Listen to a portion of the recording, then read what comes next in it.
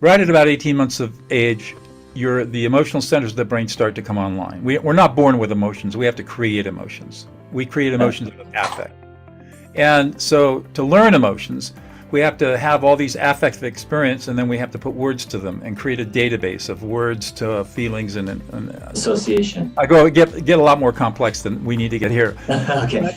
But what parents are supposed to do, they're supposed to be emotional coaches. They're supposed to help their children master emotional competency. But because parents are emotionally incompetent themselves, they can't do that. So they invalidate, because when a child becomes emotional, it creates anxiety in the parent. And so what does the parent want to do unconsciously is, shut up, you're making me feel anxious, and I don't want to feel anxious, so stop feeling the way you're feeling. Every parent does this. It's not because they don't love a child, it's because they don't know any better. And it's the cause of everything wrong we see in our society. It really is. I mean, every single inmate that I've ever worked with suffered from horrible abuse in their homes. Horrible abuse. And all of it invalidating.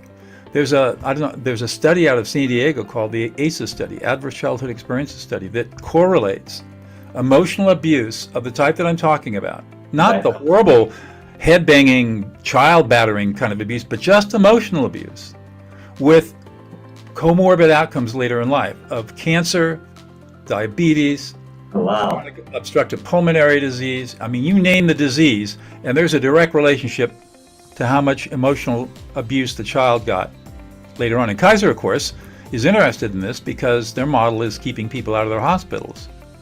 And so they did this huge study to see the relationship between childhood experiences and later medical comorbidity. And what they found astounded them. I mean, the relationship is direct and clear, and it's much, much stronger than anybody ever thought. So what's the antidote to emotional invalidation? What's the opposite? Validate the emotions.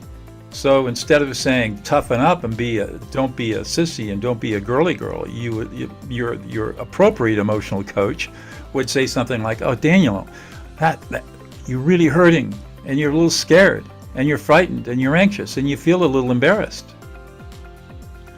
And by using those emotional words to that 2 or 3-year-old, that child is learning how to associate the affective experience it's having, which are many of them, multiple things, with emotional words that then create this database.